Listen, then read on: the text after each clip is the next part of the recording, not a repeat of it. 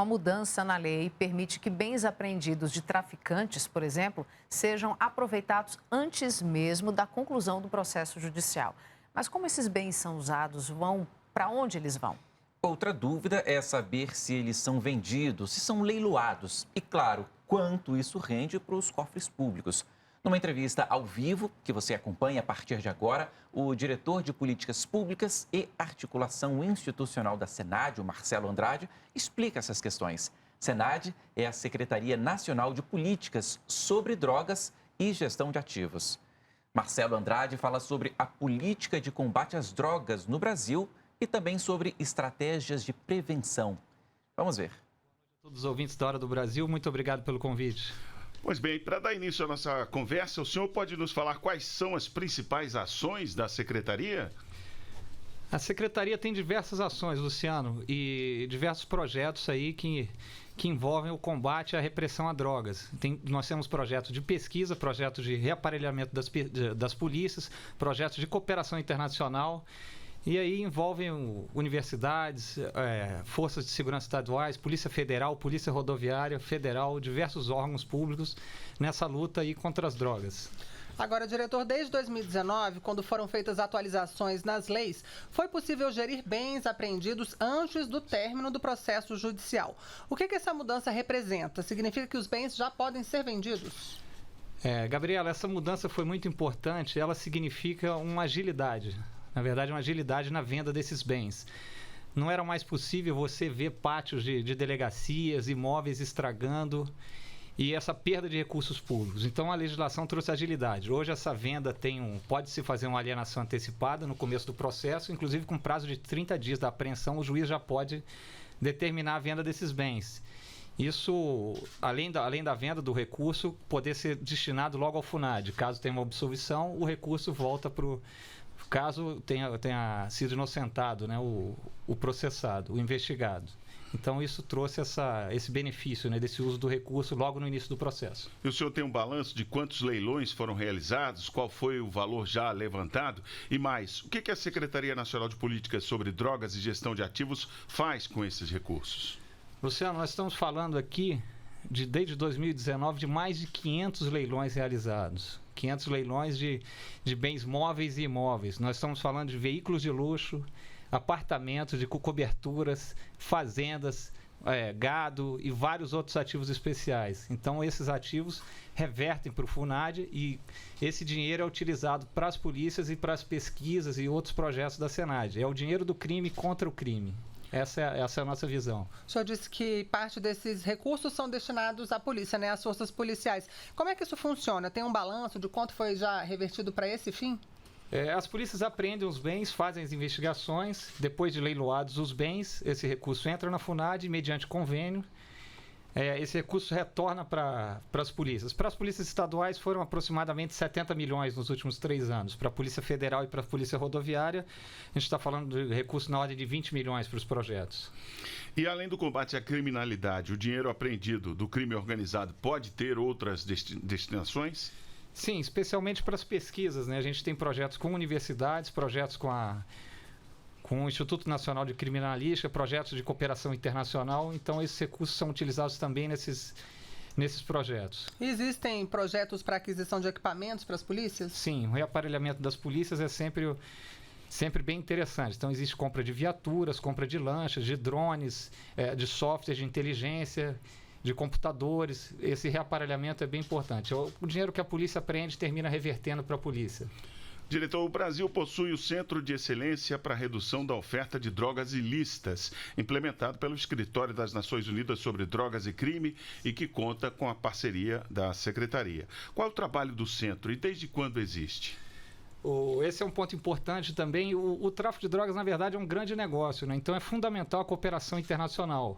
E essa parceria com a ONU, com o escritório da ONU para drogas, para os crimes e para as drogas, é muito importante para entender as melhores práticas, entender o crime, ver as pesquisas que estão sendo realizadas e eles atuarem aqui no Brasil também, né? Com essas pesquisas, para a gente ver o cenário e saber direcionar melhor os recursos e definir as políticas públicas em cima dessas pesquisas, desses cenários que são verificados nesses estudos.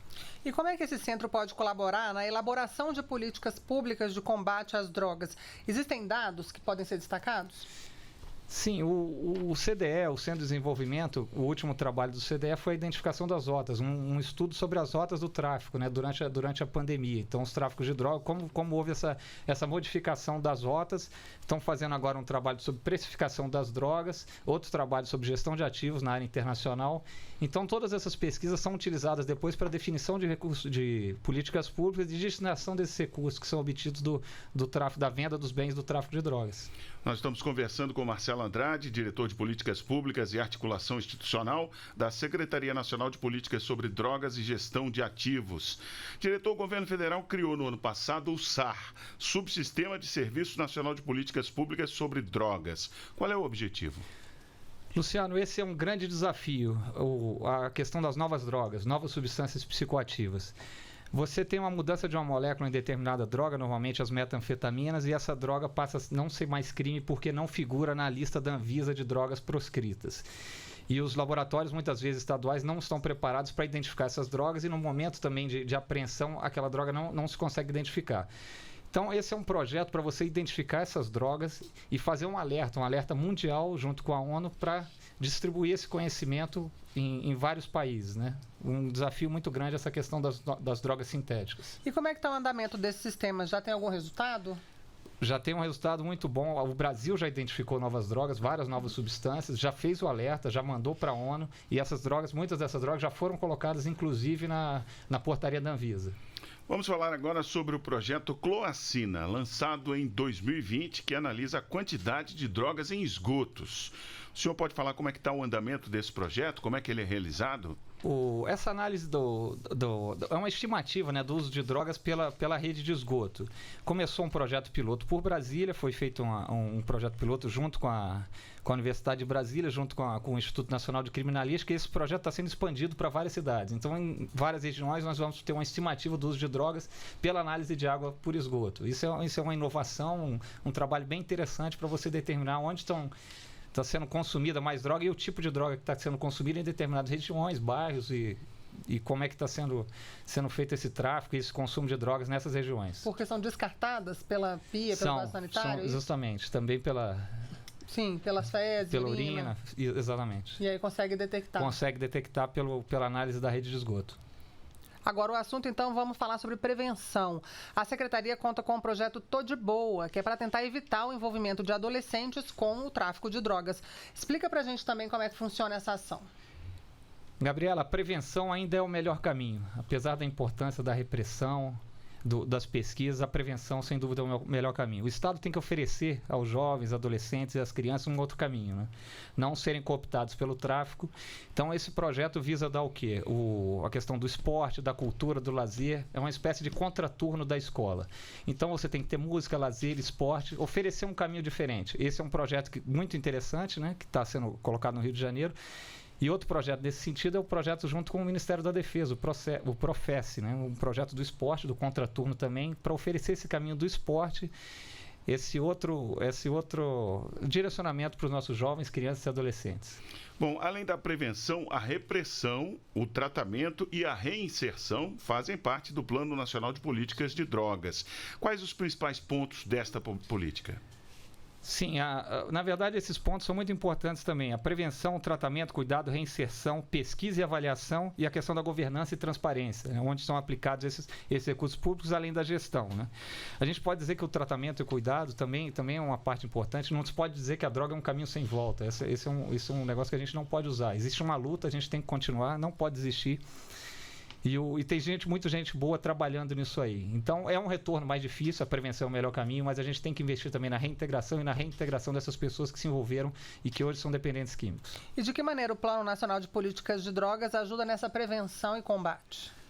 O plano ele prevê ações concretas sobre a política de drogas, né? Então ele trabalha em vários eixos, com várias ações e objetivos estratégicos. Um exemplo é o projeto Tô de Boa e a Senapred hoje, do Ministério da Cidadania, cuida dessa área de prevenção, né? Então, campanhas educativas, campanhas em colégios, programas para realmente oferecer esse outro caminho, como a gente estava comentando. São muitos projetos, né? Cursos para os jovens, prevenção, todo o planejamento.